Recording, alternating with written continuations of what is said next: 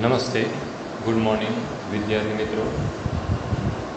ધોરણ 11 અંગ્રેજી માધ્યમ દ્વિતીય ભાષા પ્રકરણ 3. કદાચ ભાષાનો કોઈ એવો અભ્યાર્થી નહીં હોય જેણે કવિ પ્રેમાનંદનું નામ નહીં સાંભળ્યું. ગુજરાતી ભાષા એવો સૌ પ્રથમ શબ્દ પ્રયોગ કરનાર એવા કવિ, મહાકવિ, સંત શિરોમણી કવિનું આ ઉત્તમ એક આખ્યાન ખંડ આપણા અભ્યાસક્રમમાં છે. એ પણ એક સદભાગ્ય છે આપણું. પ્રેમાનંદને ભણવા, સમજવા, એને વાંચવા એક લાહવો છે મિત્રો. અને કદાચ આ એનું ઉત્તમ આખ્યાનમાંનું એક સુદામા ચરિત્ર. સુદામા નામ પડતા જ કૃષ્ણ પણ સાંભળી આવે. કેવી મૈત્રી હશે મિત્રો, એ વિચાર તો કરો. અને કૃષ્ણનું નામ આવતા જ સુદામા યાદ આવે. એવું તો ભલે બને કે ન બને, પણ સુદામા બોલીએ છીએ ત્યારે કૃષ્ણ સાંભળી આવે. તો આવી એક સુંદર મજાની એક કડવાબદ્ધ સ્વરૂપની રચના, આખ્યાન ખંડ, એ આપણે આજે અભ્યાસ કરવાનો છે. કવિ પ્રેમાનંદ આખ્યાનોના મહાત્મા છે. કદાચ એની ગંગોત્રી છે જ્યાંથી આ આખ્યાન સ્વરૂપ ગંગા વહે છે. ઉત્તમ આખ્યાનકાર, ઉત્તમ, સર્વોત્તમ, ઉત્તમથી પણ આગળ. અને ખાસ કરીને શૃંગાર અને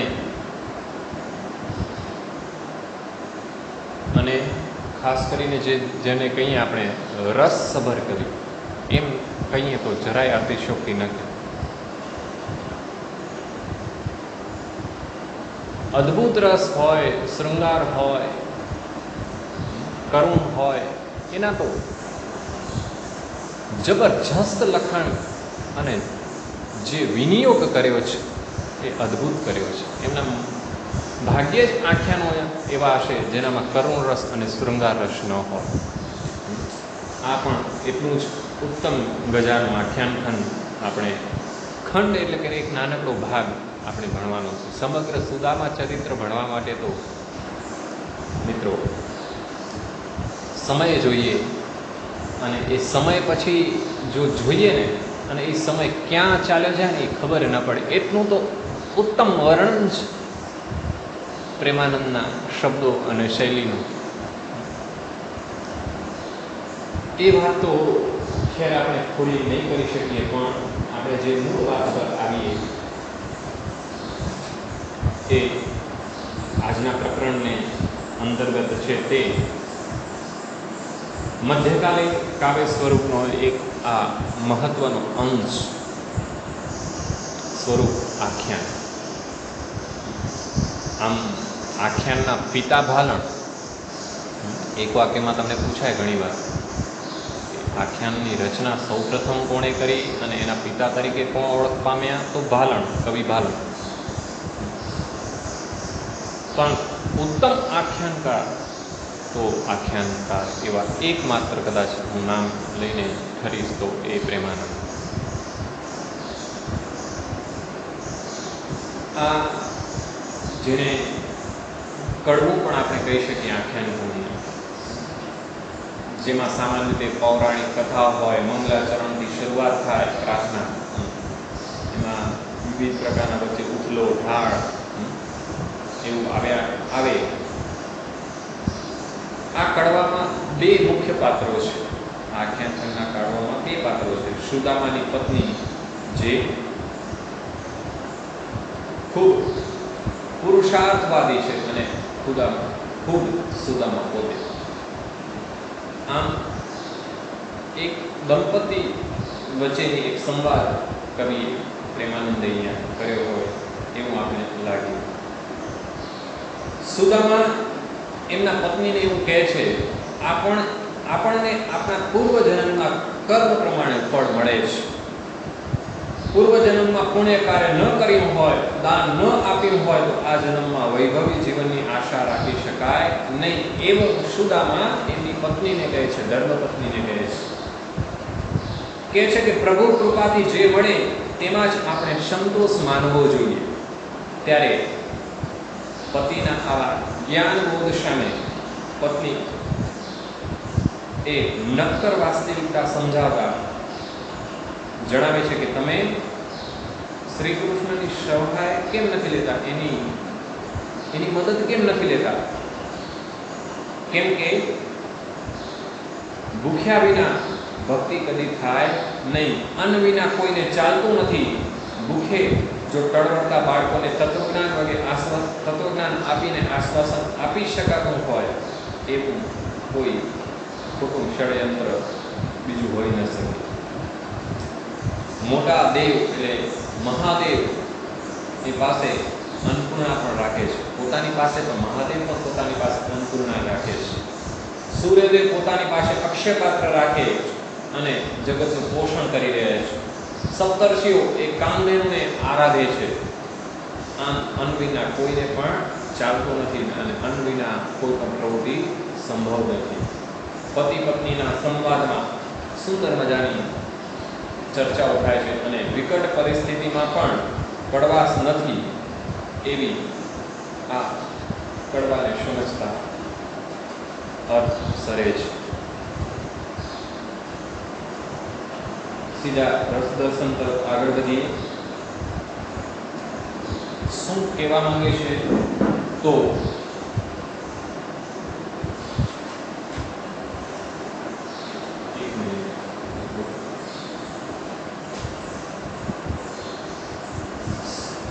શરૂઆત થાય છે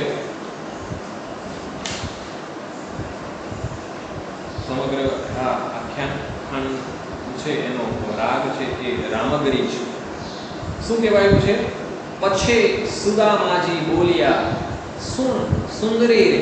તળપદા શબ્દો વિશેષ છે કેમ કે મધ્યકાળનું એક સાહિત્ય સ્વરૂપ છે એટલે તળપદા શબ્દો હોવાના. એના થકી જ એ લય ને જે ભાષા છે એ મોડી ઉઠી છે. તો પછી સુદામાજી બોલ્યા, શું સુંદરી રે, હું કહું તે શિખામણ માન, ઘેલી કોણે કરી રે. સુદામા પછી બોલે છે, કહે છે, એ સુંદરી તું સાંભળ. એની પત્નીને કહે છે. સુંદરી એ એના પત્ની માટે સંબોધન કરે છે સુદામા. હું શિખામણ આપું તે પ્રમાણે તું વર્તન કર, એ પ્રમાણે માન. તને આવી રીતે ઘેરી એટલે કે પાગલ કોણે કરી છે, ગાંડી કોણે બનાવી છે? જે નિર્મ્યું હોય તે પામીએ, સુણ સુંદરી રે, વિધિએ લખી વૃદ્ધિ ખાણ, ઘેલી કોણ કરી? કે છે જે નિર્માણ થયું છે એ પ્રમાણે જ આપણે રહેવું જોઈએ, એ પ્રમાણે જ આપણે મળતું હોય છે. જે વાવીએ એ પ્રમાણે આપણે મળે. માટે સુંદરી તું સાંભળ, ભાગ્ય દેવતાએ નફો નુકસાન લખ્યું છે એ સ્પષ્ટ છે. નફો નુકસાન એ દરેક વસ્તુમાં હોય છે. સુખ દુઃખ તો દરેક હોય છે, દરેક જગ્યાએ છે. સુખ વિના દુઃખ નથી, દુઃખ વિના સુખ નથી. બંને એકબીજાને પરસ્પર રીતે આસપાસ વ્યવહાર કરતા હોય છે. આગળ કે છે, સુકૃત દુકૃત બે મિત્ર છે. સુન સુંદરી રે, જાય પ્રાણ આત્માને સાથ, ઘેરી કોણ કરી દે છે. પાપ અને સુકૃત એટલે સારા કાર્ય, દુકૃત એટલે ખરાબ કાર્ય. કે છે પાપ અને પુણ્ય એ એકબીજાના બે મિત્રો છે. સુકૃત અને વિકૃત એમ નામ આપે છે. સુંદરી તું સાંભળી રહી છે ને, આત્માની સાથે પ્રાણ પણ ચાલ્યા જાય છે. માટે તને આવી ગાંડી ઘેલી કોણે કરી છે? દીદા વિના નવ પામીએ, સુણ સુંદરી રે, નથી આપ્યું જમણે હાથ ઘેલી કોણ કરી દે છે. આપણે વિના પાણી આપ્યા વિના કોઈની મળે એવી અપેક્ષા રાખવી નહીં. જેવું તમે આપો છો એવું તમને મળવાનું છે. માટે હે સુંદરી સાંભળ, જમણે હાથે આપ્યું નથી. જમણા હાથથી સામાન્ય રીતે આપણે દાન પુણ્ય એ શ્રેષ્ઠ કાર્ય એ જમણા હાથથી થતા હોય છે. તો દાન પુણ્ય કર્યું નથી અને આગળ કહે છે તને ઘેલી કોણે કરી દે. જો ખડખાન ખેડી વાવીએ સુંદરી રે તો ક્યાંથી જમીએ શાળ. ઘેલી કોણ? શાળ એટલે ડાંગર. જો ખેતરમાં હલકું ધાન વાવીએ તો ડાંગર ક્યાંથી આપણે જમીએ. આપણે જેવું વાવ્યું છે એવું આપણે મળવાનું છે. જેવું તમે બીજ વાવો છો એવા ફળ આવે છે, એવા વૃક્ષ ફૂટે છે. જળ વહી ગઈ સી સોચના સુંદરી રે. જો પ્રથમ ન બાંધી પાળ ઘેલી કોણ કરી. પાણી જો વહી જાય તો પછી પસ્તાવાનો કોઈ અર્થ રહેતો નથી. માટે સાંભળ, જો પહેલા પાળ બાંધીએ નહીં તો ભોગવવું પડે. એટલે પાણી પહેલા પાળ બાંધવી એવું આપણે ત્યાં કહેવત છે ગુજરાતમાં. કામ કરો એ પહેલા પૂર્વ યોજના બનાવી લેવી પડે, આયોજન બનાવવું પડે. પછી આગળ કે છે આગળના કરવામાં એકાદશી વ્રત કીધા નથી શું સુંદરી રે. નથી કીધા તીર્થ અપવાસ ઘેલી કોણ કરી દે. તીર્થ એટલે યાત્રાનો, અપવાસ એટલે કે ઉપવાસ, વ્રત રાખવા. કે છે એકાદશી આપણે કોઈ દિવસ એકાદશી કે વ્રત કર્યા નથી અને તીર્થયાત્રા કે ઉપવાસ પણ કર્યા નથી તો તને એના માટે આગળ કે છે ઘેલી કોણ કરી દે. અગ્નિ તૃપ્ત કીધા નહીં શું સુંદરી રે. નહીં શ્વાન વાયસ ગૌગ્રાસ ઘેલી કોણ કરી દે. આપણે અગ્નિને પણ કદી તૃપ્ત કર્યા નથી. માટે સાંભળ, આપણે કૂતરા કાગડા ગાયને માટે જમતા પહેલા જુદું ખાવાનું કાઢેલું નથી. સામાન્ય રીતે આજની પેઢી કદાચ ભૂલી ગઈ હોય તો બહુ દુઃખદ બાબત છે. નહીં તો સામાન્ય રીતે ભોજન બનાવીએ એ પહેલા આપણે એ અગ્નિદેવ છે એને આગળ એના માટે કાઢીએ છીએ. એ જે અન્ન જે પકાવે છે પહેલું અન્ન એના માટે જમતા પહેલા પણ અન્ન આપણે કૂતરા માટે કે ગાય માટે કે જે રીતે પણ આપણે પહેલા એને અર્પીએ છીએ. બ્રહ્મ ભોજન કીધા નહીં શું સુંદરી રે. નથી કીધા હોમ હવન ઘેલી કોણ કરી દે. નથી આપણે બ્રહ્મ ભોજન કરાવ્યા, નથી આપણે હોમ હવન કરાવ્યા. અતીત નિર્મુખ વાડિયા સુંદરી રે તો ક્યાંથી પામીએ અન્ન ઘેલી કોણ કરી દે. અતીત, અતીત એટલે કે મહેમાન, અતિથિ. અતિથિને ક્યારે આપણે જમાડ્યા વિના વિદાય કર્યા છે. અતિથિને જમાડ્યા વિના કાયમ આપણે વિદાય કર્યા છે અને આપણે તો અન્ન કેવી રીતે પામવાના છે. આપણે ત્યાં આવે જેને અતિથિને ભોજન જમાડવું જોઈએ એ તો આપણે કર્યું નથી તો આપણે અન્ન ક્યાંથી પામીએ. હરિ પ્રસાદ લીધો નહીં શું સુંદરી રે. ભૂત શેષ ન કીધો આહાર ઘેલી કોણ કરે. હરિ પ્રસાદ આપણે લીધો નથી અને આપણે હોમેલાનો શેષ ભાગનો આહાર પણ કર્યો નથી. જે હોમી હોય એનો થોડો ઘણો પણ ભાગ આપણે ભૂતશેન એટલે કે એક પ્રકારનો પ્રસાદ એ આપણે કર્યો નથી. છૂટ્યા આ ઉદર પાપે ભર્યા શું સુંદરી રે. છૂટ્યા પશુનો અવતાર ઘેલી કોણ કરી દે. આ પેટ આપણા પાપથી ભરેલા છે. પશુના અવતારે આપણે છૂટવાના છીએ કે છૂટ્યા છીએ. હરિચરણ સંતોષ અમૃત ચાખીએ શું સુંદરી રે. હરિચરણ સોપી મન ઘેલી કોણ કરી દે. ભક્તિએ નવનીત પામશે શું સુંદરી. ભરવું દીધ તમે સ્ત્રીજન ઘેલી કોણ કરી દે. કે છે આપણે આટલા પાપ છતાં પણ આપણે પશુના સંતોષ રૂપી એવું અમૃત આપણે ચાખીએ અને હરિના ચરણથી આપણું મન એમને સોંપીએ. અને અંતમાં કહે છે કે ભક્તિથી નવનીત એટલે કે દરેક પ્રકારની સમૃદ્ધિ પ્રાપ્ત થાય છે. એમ ભક્તિ કરવાથી, નૈવેદ્ય ધરાવવાથી ભગવાનને આપણે સમૃદ્ધ થઈશું, સમૃદ્ધિ પ્રાપ્ત થશે. માટે હે સ્ત્રીજન, તમે ધીરજ રાખો. એ અંતે એના પત્નીને સુદામા જણાવે છે. હવે અત્યાર સુધી સુદામાએ એની ધર્મપત્ની એવી સુંદરીને સંબોધન કર્યું. હવે સુદામાને એની પત્ની જણાવે છે, શું કહે છે એ આગળના બધા કડવામાં 29 થી કરીને 50 સુધીના જે કડવા છે એમાં જણાવાયું છે. શું કહે છે? આંખ ભરી અબડા કહે ઋષિરાયજી. ઋષિરાયજી એટલે કે સુદામા માટે એમણે શબ્દ પસંદગી કરી છે. એમણે સંબોધન આપ્યું છે ઋષિરાય. જેમ સુદામાએ સુંદરી સંબોધન એમની પત્ની માટે કર્યું અને એમની પત્નીએ ઋષિરાય છે. તો કહે છે, આંખ ભરી અબડા કહે ઋષિરાયજી, મારું જડ થયું છે મન લાગુ પાય છે. આંખમાં આંસુ ભરી પેલી અબડા એવી સ્ત્રી સુદામાની પત્ની કહી રહી છે, હે સુદામા, મારું મન લાગણી વગરનું થઈ ગયું છે, વિનાશ વિનાનું થઈ ગયું છે, ઇન્દ્રિય જળ બની ગયું છે. માટે હું તમને પગે લાગુ છું, મને માફ કરો. એ તો જ્ઞાન મને ગમતું નથી ઋષિરાયજી, રૂએ બાળક લાવો અન્ન લાગુ પાયજી. આવું જ્ઞાન મને નથી ગમતું.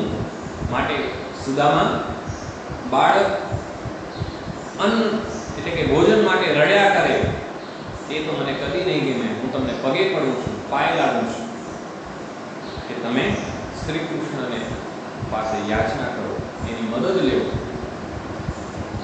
મોટા જાગેશ્વર હરિભક્ત લાગુ કોને અન્ન વિના ચાલે નહીં ઋષિરાયજી. મોટા જોગેશ્વર હરિભક્ત લાગુ પાયજી. અન્ન વિણ ભજન સુજે નહીં ઋષિરાયજી. જીવે અન્ને આખું જગત લાગુ પાયજી. બહુ સરસ વાત કરી છે કડવામાં કે કોઈને પણ ભોજન વિના ચાલતું નથી અને ભોજન વિના કોઈ બહુ જ્યાદા સમય અન્ન વિના ટકી શકતો નથી, જીવન ચાલી શકતું નથી. માટે ઋષિરાયજી એવા ભગવાન શિવ, જોગેશ્વર માટે શબ્દ વાપર્યો છે, ભગવાન શિવ મહાદેવ માટે, કે મહાદેવ કે ભગવાન વિષ્ણુ હોય એમને પણ અન્ન વિના ચાલ્યું નહોતું. તો આપણે તો સાધારણ સામાન્ય માનવી છીએ. માટે તમને પાય લાગુ છું. ભોજન વિના ભજન કે ભક્તિ પણ સૂઝતી નથી. માટે સમગ્ર જગત છે એ અન્ન એટલે કે ભોજનના પ્રતાપે ભોજન થકી જ જીવી રહે છે, જીવન છે એમ કહી શકાય.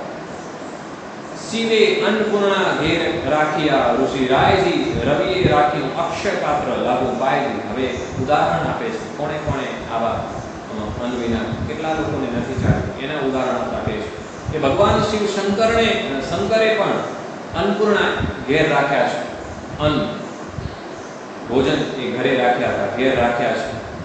અને રવિએ એટલે કે સૂર્યદેવે પણ અક્ષય પાત્ર પોતાની પાસે રાખ્યું, જેમાં એક અક્ષય પાત્ર એટલે એવું એક પાત્ર કે વાસણ જેમાં કદી અન્ન ખૂટે નહીં એવું. માટે હું તમને પાય લાગુ છું. ઋષિ સેવે કામધેનુને ઋષિરાયજી, તો આપણે તે કોણ માત્ર લાગુ પાયજી. સૂર સેવે કલ્પવૃક્ષને ઋષિરાયજી, મનવાંછિત પામે આહાર લાગુ પાયજી. જે ઋષિઓ છે એ કામધેનુ ગાય માતાની સેવા કરે છે અને આપણે તો એવા કોણ માત્ર, આપણે પણ સેવા સાધના કરવાનું વિના, સેવા સાધના વિના ન ચાલે. સેવા સાધના કરવાથી જ જીવન એ ઉન્નત અને સાર્થક બને છે. તો કે છે કે ઋષિઓ પણ કામધેનુની સેવા કરે છે, તો આપણે તો કોણ માત્ર? આપણે મનોકામના પૂર્ણ કરવા માટે પુરુષાર્થ ન કરવો પડે? આપણે આપણી કામના કે આપણી ઈચ્છાઓને પૂરું કરવા માટે આપણે પુરુષાર્થ મહેનત નથી કરતા? સૂર્યદેવ જે છે એણે પણ કલ્પવૃક્ષની સેવા કરી છે. આપણે તો મનવાંછિત એટલે કે આપણે મનવાંછિત એટલે જે ઈચ્છા અને યોગ્ય હોય તેવું ઈચ્છિત ભોજન એ પામે છે. માટે હું તમને પાય લાગુ છું, પગે લાગુ છું. ધર્મ પ્રાણ અન્ન વિના નહીં, ઋષિ રાયજી ઉભો અન્ને શકળ સંસાર લાગુ પાયજી. કે છે અન્નથી ભોજન વિના ધર્મ કે પ્રાણ ટકતા નથી. ભોજન વિના ધર્મ પણ નથી થતો, એટલે કે ભક્તિ પણ નથી થતી, અને પ્રાણ પણ આગળ ચાલતા નથી, એટલે કે જીવન પણ આગળ ચાલતું નથી. શકળ સંસાર, સમગ્ર સંસાર એ ભોજનના પરિણામથી પરિપાકથી જ એ ટકેલો છે અને ટક્યો છે.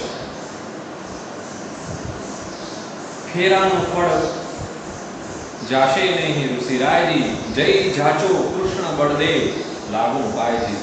કે આપણા ફેરાનું ફળ એ નિર્થક એટલે કે નિષ્ફળ ન ચાલ્યું, નિર્થક કે નિષ્ફળ ન જાય એના માટે થઈને તમે કૃષ્ણ બળદેવ પાસે જઈને યાચના કરો. કૃષ્ણના નાના ભાઈ, મોટા ભાઈ સોરી બળદેવ, એમની પાસે પણ તમે માંગણી કરો, યાચના કરો. અક્ષર લખ્યા દારિદ્રના ઋષિ રાયજી રે, દોષે ધરણીધર તતખેવ લાગુ પાયજી. તતખેવ એટલે તરત જ, દારિદ્ર એટલે ગરીબાઈ. ગરીબાઈ ભર્યા એવા સુદામાએ અક્ષર તર્ક લખ્યા. નસીબીમાં જો ગરીબી લખેલી છે તો એ લખેલી રહેવાની. માટે હે ધરણીધર એટલે વિષ્ણુને તરત જ એ આપણા જો આપણી ગરીબાઈ જ્યારે દૂર થવાની છે ત્યારે તરત જ એ ધરણીધર એવા વિષ્ણુ એ આપણે દૂર કરી દેશે. માટે હું તમને પ્રાર્થના કરું છું, પાય લાગુ છું. અને અંતમાં કે છે વલણ છે છેલ્લો, જે ખાસ કરીને આખ્યાન પૂર્ણ થાય ત્યારે વલણથી પૂર્ણ થતું હોય છે. તતખેવ ત્રિકમ છેદસે, દારિદ્ર કેલા ઝાડ રે, પ્રાણનાથ પધારો દ્વારિકા, હું માનું તમારો પાળ રે. પાળ માનવો એટલે કે સામાન્ય રીતે એનો અર્થ આપણે એમ આપી શકીએ કે કોઈ વસ્તુનો આભાર માનો, આભાર માનો.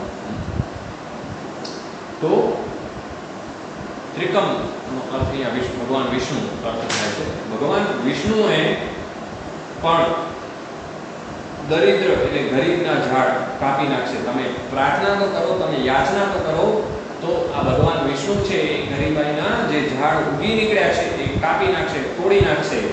અને હે પ્રાણનાથ સુદામા, તમે દ્વારિકા પધારો, હું તમારો આભાર માનું છું. તમે દ્વારિકા જાઓ. દ્વારિકાના તમારા એટલે કે ભગવાન શિવ, વિષ્ણુ અને હરિના અવતાર એવા ભગવાન શ્રી કૃષ્ણ એ તમારી જરૂર મદદ કરશે, તમારી અવાજ જરૂર સાંભળશે, તમારો વાસ્તવમાં તમારા માટે આભારી બની રહેશે. માટે આ સમગ્ર એક પ્રકરણમાં સુદામા ચરિત્ર નામના આખ્યાન ખંડમાં દંપતીના જે સંવાદ છે, ખાસ કરીને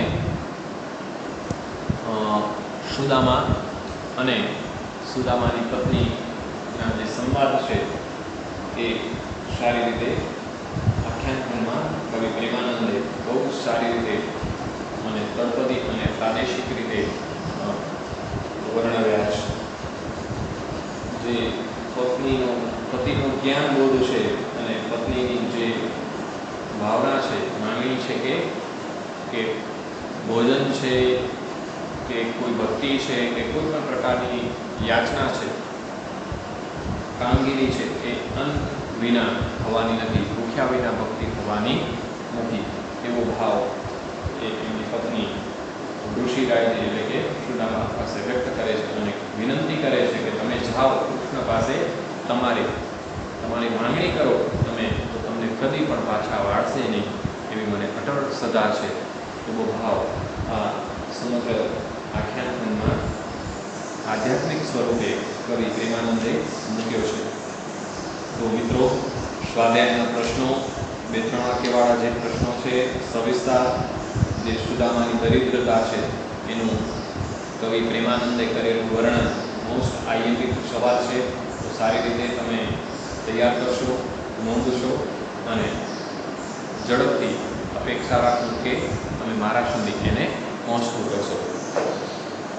તો જે કાંઈ આજે આપણે આ આખ્યાન ખંડમાં સમજાયું, શીખ્યું છે તેનું સારી રીતે પુનરાવર્તન કરીશું અને આપણી ભાષામાં મૌલિકતાથી શક્ય તેટલા સારી રીતે પ્રશ્નોના ઉત્તર આપણી જાતે તૈયાર કરીશું. Thank you very much. અને ખાસ કરીને વિનંતી છે, જે લોકો હજુ હોમવર્ક નથી મોકલાવ્યું, એટલે હજી તો બહુ ઝાઝો સમય નથી થયો મિત્રો, પણ છતાંય એવું પડે છે કે 2 ચેપ્ટર આજે પૂરા થાય છે, તો હજુ પ્રથમ પ્રકરણ છે એનું હોમવર્ક પણ તમે આજકાલમાં પહોંચે એવી મારી અપેક્ષા આપની પાસે વ્યક્ત કરું છું. અને વોટ્સઅપના માધ્યમથી તમે ઝડપથી હોમવર્ક પહોંચતું કરશો એવી અભિલાષા. Thank you.